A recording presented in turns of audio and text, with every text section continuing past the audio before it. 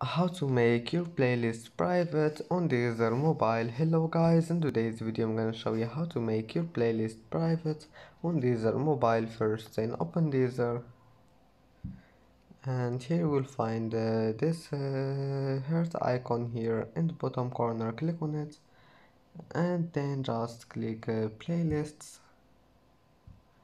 and now here you will find your playlist. Just click on it and then click on this pen here. And if you want to make your playlist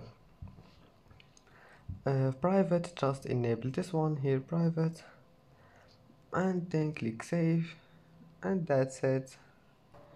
And that's it for today's video. Don't forget like and don't forget subscribe, and thank you for watching this video until the end and see you in the next video.